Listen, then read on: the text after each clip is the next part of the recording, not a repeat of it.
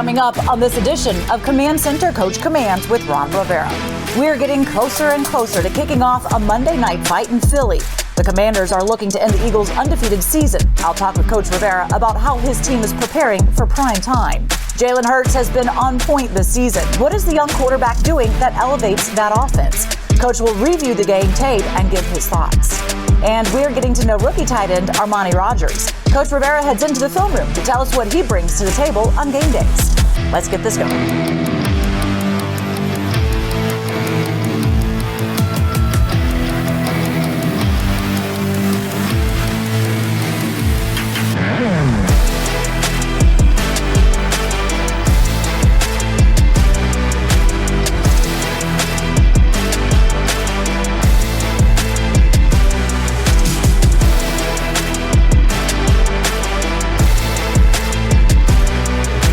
Get a great deal on a Honda certified pre-owned vehicle.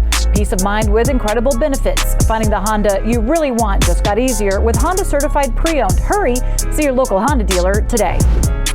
And welcome on in. Julie Donaldson here with the head coach Ron Rivera. Of course, Logan Paulsen is standing by to go over some film with Coach. Oh, he is our captain commander today, commander-in-chief for that. Look, it's going to be a good segment. Yes. We're really looking forward to that, Coach. But here you go. Okay, Monday night. The whole world is going to be watching. And you're going up against a team that is undefeated, of course, a division rival as well. So the storylines, they are thick and plenty. How do you kind of manage your team's expectations doing the bright lights and an undefeated team? Well, more than anything else, it's about you can only control what you can, and that's how you play. What we try to do is really prepare, put our guys in the right mindset, and then go out and just play to your abilities. I mean, this is a team that we've played already. It's a team we're a little bit familiar with. We've had a good week of work, so I'm really looking forward to seeing what the challenge is and how we handle the challenge. You already saw them before in week 3, but both teams, I would say, are playing a lot differently now, especially the way that your team has really kind of progressed as of late. But how much can you take from that game to kind of really prep from this versus what they've been doing recently? Well, I think that we can take a lot from it in terms of things that we didn't do, things that we got to be able to do to give ourselves a chance to compete against these guys. And I like what we've done. I like the way practice has gone. And then you watch them and how they are evolving, how they're changing, how they're turning. And they've lost Davis, their first round pick up front on the defensive line. It's changed a little bit of what they do on defense as well. So, there's some things that if we can do things the right way, we give ourselves a chance. Since you mentioned Jordan Davis not being out there with a high ankle sprain, how much does that potentially help you in the run game? Well, it could be something that could help us. He's a big physical presence. He's a space eater. Now you have a little bit more room because, that big body's not there. Their back end is playing really well as well. How do you see your receivers with Taylor under center stacking up and matching up against them?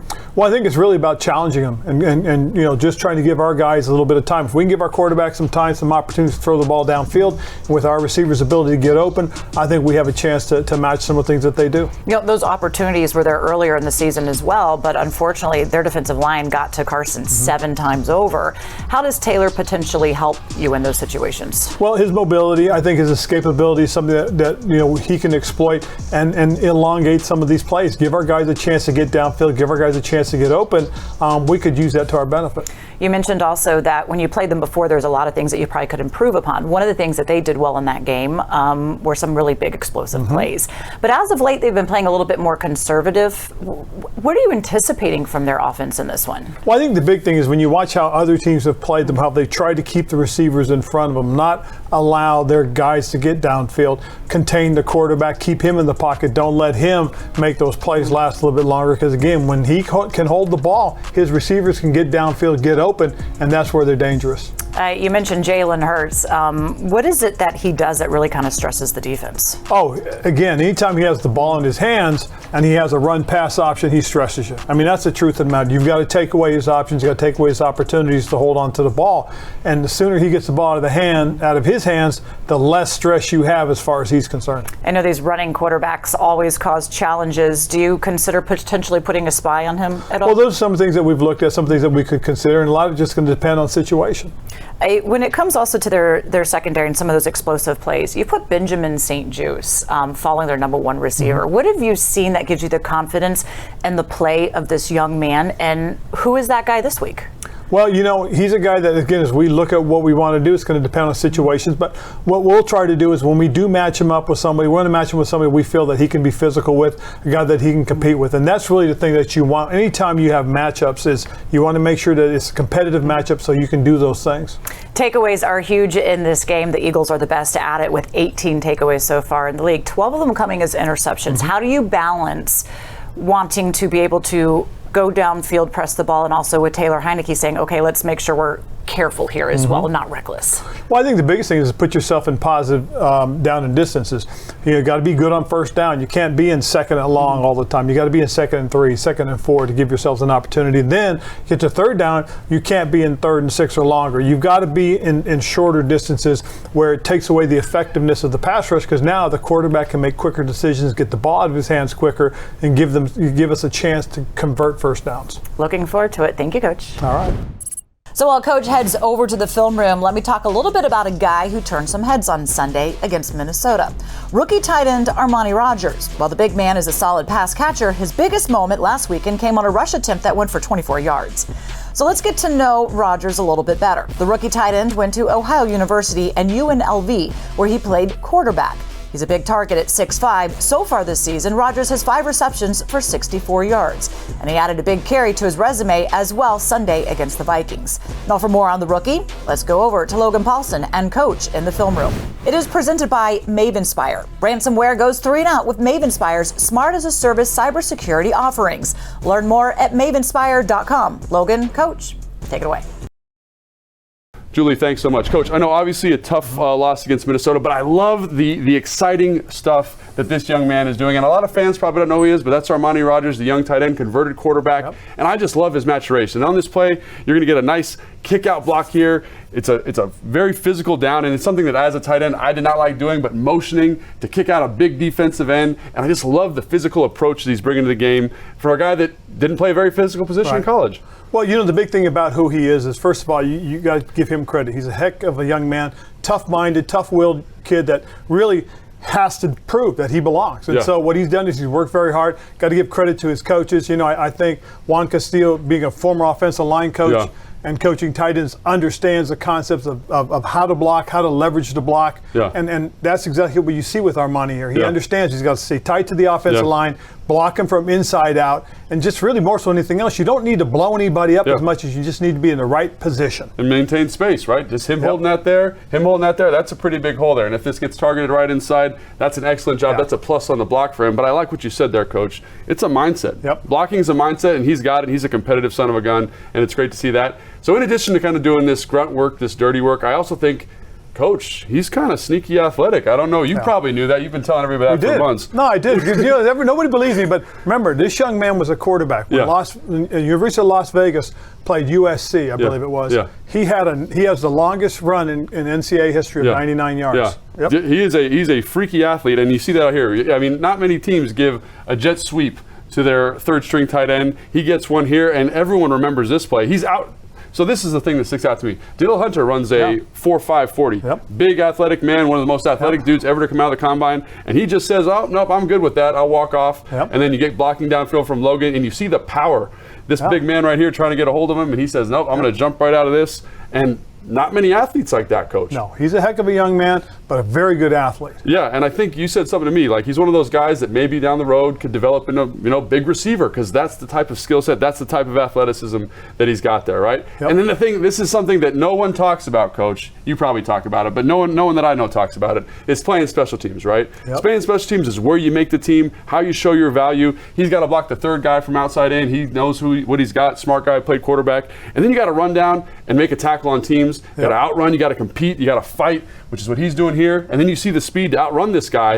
And a lot of guys don't know how to tackle in space. They don't know how to come to balance. They don't know how to fit this up. But he comes down here and says, you know what? I'm okay with all that. Let's see if I can get a hit on the runner here. And then, bow, nice job by him. Well, the nice thing about who he is, again, as he was going through training camp and recognizing that he's got to make it on special teams, he willingly stepped in, willingly did the things that Coach Kaser asked him to do, and really developed into a good, solid special teams player. And that's why he's so active and still has been part of our 53. Right, because you think, oh, we got guys like Cole Turner, but this is where you kind of differentiate yourself, right? Is this special teams? And the other thing, Coach, is the physicality, right? Yes. He's not afraid of contact, right? And having a guy like this in your team, what does that mean for you? Is that exciting? It is. It's very exciting because he's one of the quality young guys that we have that are showing their development and growth. And as they get better and better as a football player, we'll get better and better as a football team. I mean, we've got a lot of young guys that are contributing, doing some really good things. And, Marty Herney has always said, if you want to see if a young guy can be a good player, see if he's a good special teams player. Yeah, and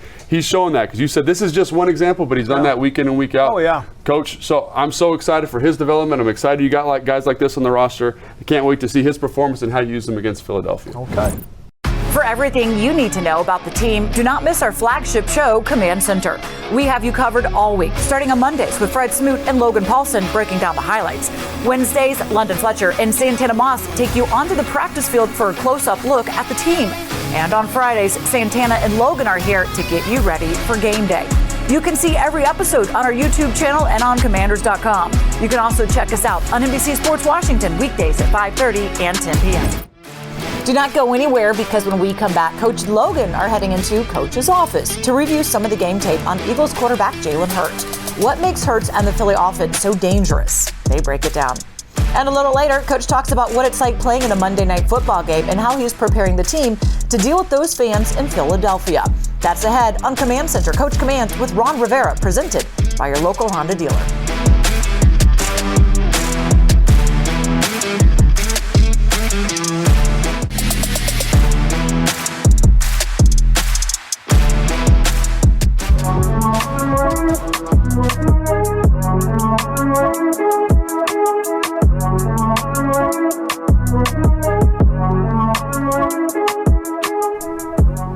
And welcome back. It is time for some healthy competition presented by Ortho Virginia, the official orthopedic and sports medicine partner of the Washington Commanders. So here's a look at how these two teams stack up. The Eagles are coming into this game with a 29-17 victory over the Texans. They're 8-0 for the first time in franchise history. The Commanders are looking to bounce back after losing against the 7-1 Vikings with a score of 2017. Each of Washington's last 5 games have been decided by 5 points or less. A big factor on Monday Night Football will be Washington's defense and how they can contain Jalen Hurts and Philly's offense. The run-pass option has been very fruitful for Hurts and the offense this season. So what does Coach need to do to counter against that? Well, he is in the film room with Logan Paulsen. This is the Rivera Review, presented by DC Prime. All stakes are not created equal. I think one of the things that really sticks out to me about Philadelphia is Jalen Hurts, right, and what he does as a passer and a runner, but predominantly as a runner. I think this first clip kind of shows, he doesn't necessarily see defenses super well, but oftentimes that doesn't matter because he's able to kind of make plays, especially on third and long situations. Correct. Well, the biggest thing more than anything else you see is, again, he's got options, and that's really the thing that's really helped him in terms of what's going on. His first option, obviously, he could hand the ball off. Yeah. Second option is he could throw the screen outside to the tight end. Yeah. Then his next option, he's going to read through to the 2 receivers as far as the progression is concerned. So he gets the action, he reads it, recognizes he's got 3 deep, decides he's going to hold the ball. Well, once he does that and there's pressure, now comes one of his strengths, and that's he runs with the ball, extends the play. His receivers know, hey, it's scramble drill. One guy starts off vertical, he comes back. The other guy shallow, he goes deep. Right, that's really what you see. Those scramble rules. And so, if you were coaching the rush here, because I think this is a pretty nice rush here by Arizona, how would you coach this differently to kind of make sure he stays in the pocket? The biggest thing is that they're rushing 5 guys. Yeah. So there's no reason for anybody to be head up on the outside. I see. Okay, so you would want the left defensive end more so than anything else to stay on the outside edge of the offensive tackle.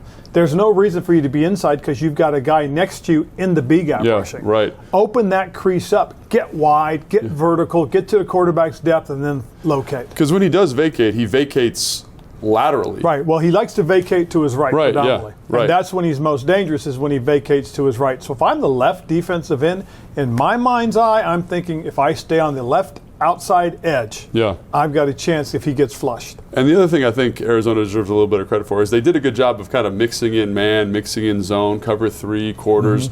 Do you think, I think it disrupts him when I see it. Do you kind of feel the same way? Oh, yeah. I mean, again, you can't be predictable as far as your covers are concerned with him because, again, you've got to get him guessing. You got to force him to read through the progression because it'll take time. And if it takes time, then you got a chance to make a play. But the thing that happens, you got to be careful of is if you let him get outside the pocket, works to his right side, which he wants to, you're going to have somebody come back, and that's where the explosives come up, unfortunately, because, again, you give him an opportunity to make a play by extending a play because his receivers understand that, and they go into scramble rules.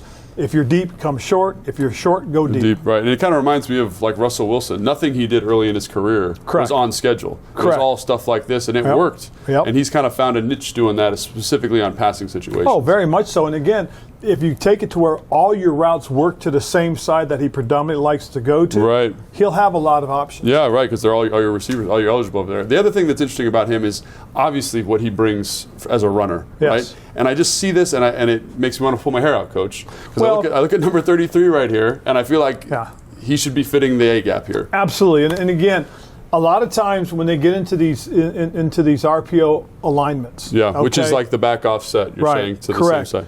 Offset either side, and he gets into these zone read options. Now what has to happen is because they are actually playing a 7-man box, which gives them an opportunity to fit every gap versus a 6-man blocking surface. Right, exactly. So what happens is as the play unfolds, every gap will have a defender. Right. Okay. So now it's about playing disciplined. At that point, you have to play disciplined.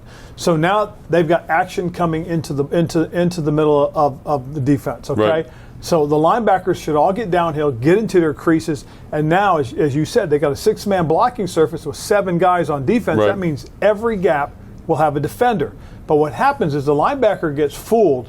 Okay. Doesn't play downhill disciplined defense, and what happens is the quarterback gives the ball. Yeah, let's go to the end zone because you can really see it more clearly, right? You just see everyone's got a gap. Defensive end's got the C gap, safety off the edge. To me, 33 should be standing in this hole right here, but he's not doing what he's supposed to do, not doing his job, and that's where this run scheme gets you, I think. Correct. Oh, absolutely. Because why? Because all the quarterback's doing right now, more so than anything else, is he's reading the linebacker. Right. He's reading the linebacker, and as soon as he sees the linebacker hesitate, he knows. So he lets the ball go. And look what happens. It's a huge crease with a great cutback, okay? And anytime you give Kelsey an opportunity to work on a double team where he can slam and get vertical, he's going to cut another linebacker off. He's maybe the best in the NFL at that. He is out. Kelsey, the center, is so good in space and so good at the second level. He's a very athletic center. You see he's got good quickness. And again, he gets the push, knocks the 3 technique into the B gap, and then works up vertically and cuts off the other linebacker, so he doesn't get a chance to get into his A gap. The backside linebacker on the cutback, he gets out of his gap, and next thing you know, there's a seam. And Sanders is so explosive. Like with that kind of space, he's going to make a big play. Absolutely. And so that's kind of the basic. So offensively, right? I think this is a really interesting thing that I've always had a hard time with. Is you had some success that didn't show up on film in the first game. You had receivers running open. Do you say, man, if we just get this protected or if we just get this read correct, we can run this same concept? Or do you say we have to kind of totally overhaul what we're doing? A little bit of both. Okay. A little bit of both. Because, again, the concept is exactly what we like. Yeah. Okay, it gives us an opportunity to flood one side of the zone or another and give the quarterback a chance to read through the progression. Okay. In this particular instance, again, we're helping to the left with the chipper. Okay, who's so the tight end here. Right, Armani's going to chip on his way out. Okay, and then on the right side down here, we're helping with the guard. Right. Okay, he's going to slam, help secure for the center, and then he's going to look for the inside to help protect. That's interesting because I think a lot of people think, a chip is from the back or the tight end coming outside, but you're saying no. Here we've got someone helping the tackle, and it's the guard to the place, to the side of the rusher. Correct. So if you're going to get yourself beat to where your leverage help is. On game days, do not miss Command Center Game Day Live, the official pregame show of the Washington Commanders. We're live on the air starting 2 hours before kickoff, so that is 6 p.m. on Monday for our matchup with the Eagles. You can watch on our YouTube channel, Facebook, and Twitter. After the game, do not miss Command Center Postgame Live for reaction analysis and interviews with Head Coach Ron Rivera. You can also find that on YouTube. Take command of your game days. Now don't go away, because when we come back, Coach Rivera and I are talking about the memories of playing on Monday night and how they're going to deal with those Eagles fans. That is next on Command Center, Coach Commands with Ron Rivera, presented by your local Honda dealer.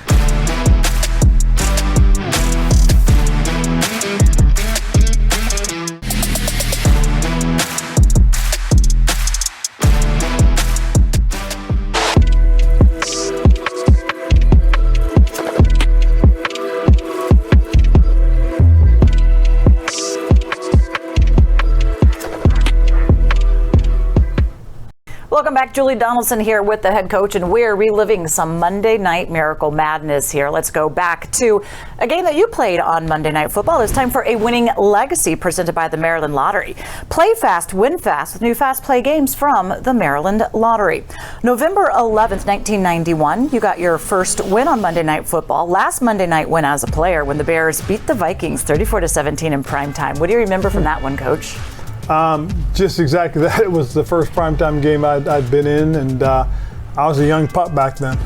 Was it different for you as a player, knowing that you get all the attention on that one Monday night game? It was, because the way everybody talked about it, you're on the world stage. I mean, you are the only game that night, and it was such a big deal. The other thing too is remember how late it started on the on the East Coast. I mean, games started at 9 p.m.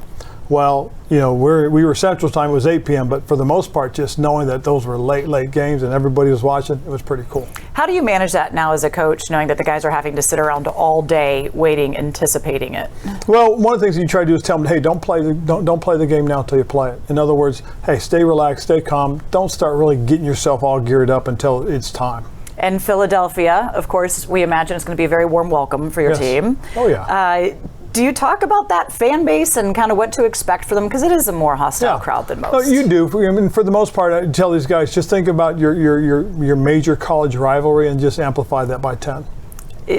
Is it different, do you find, for veterans versus rookies going into this? Yes, because for the most part, they've gone through it. Once you've experienced it, it for the most part is something that now you know what to expect. When do you go in and start preparing for your pregame speech, understanding what this team is going up against and all that they've been dealing with over the past week as well? Well, to me, you start on the Monday after your last game, and you start mapping out what your theme is for the week. And so we've been trying to focus on obviously, about what we can do, what we've done, and really just trying to pay attention to what we control. And your team took down an undefeated Pittsburgh Steelers after 11 games, so we know that anything can happen on Sunday, and we certainly hope to be sharing that story again after this one on Monday Night Football. Thank you so much for joining us here on the Ron Rivera Show. Of course, thank you, Coach. We wish you the best, and we'll see you all next time.